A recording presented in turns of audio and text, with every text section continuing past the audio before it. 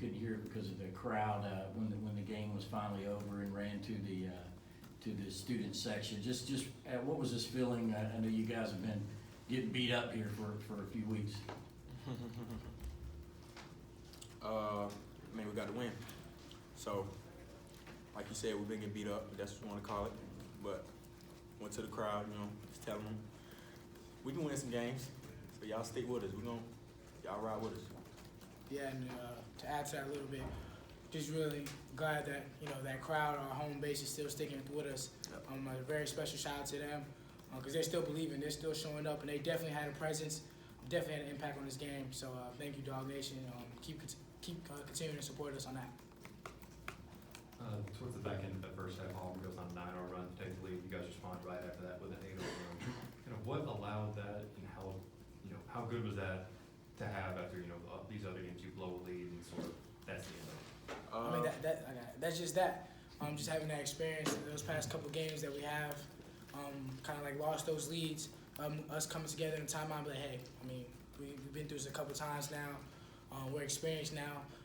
We've figured out that if we talk to each other while they're making that run, it's calming us down, making us more poised, making smart decisions, trusting each other, and that's helping us stick with that lead. And just to follow up on that, Coach Crean has talked a lot about leadership needing to be collective from this team. At that moment, did you feel like there was some good leadership going on the huddle and on the court?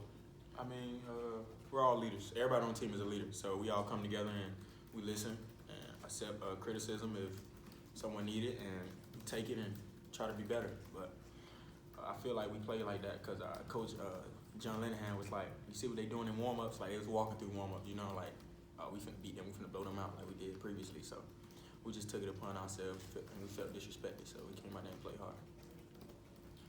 Anthony, how you been doing health-wise the last week and a half? I know you came out to us after the Alabama game. I guess it was like you're dealing with the flu, and has it been kind of a slow road back from that? Yeah, definitely, because my shot doesn't feel the same, but I'm getting back. I've been in the gym every night around like 11, 12 o'clock, so I'll be working on it, and my teammates encourage me every time, like keep shooting, it's gonna come back. So I'm just trying to get the feel back. Anthony, I asked you about Tumani Kamara. That last minute of the game, I think he went to the line 7 times, and they were often made an effort to foul him, but he hit 6 of them. Just how big was that for this ball team today? I mean, like I always tell you guys, Tumani's a great player. I feel like he's one of the best players in the SEC basketball, but he can shoot the ball. A lot of people may think he can't shoot, but he definitely can shoot. And he came up big at the free throw line, a couple steals, free throws, and not to mention the deflections he had. What, he had like 19 deflections? So like that was big. Like sometimes it was 2-on-1 down there. He walling up, taking charges. Like he always come through big for us. So anybody who don't think Tumani is contribute to our team is just crazy. Questions?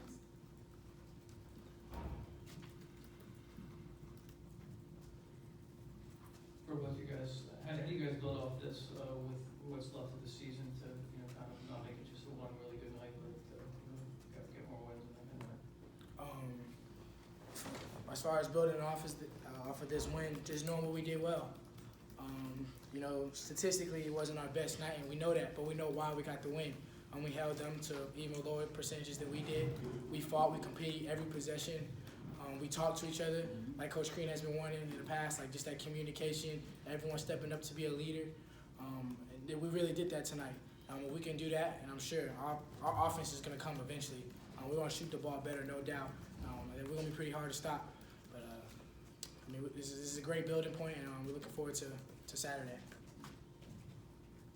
You guys just talk about Rayshawn Hammonds earlier in the game. I mean, he said himself he had some tough times this year, but what kind of a difference does Ray make when he's playing like he was early in the first half? How instrumental was that to this win?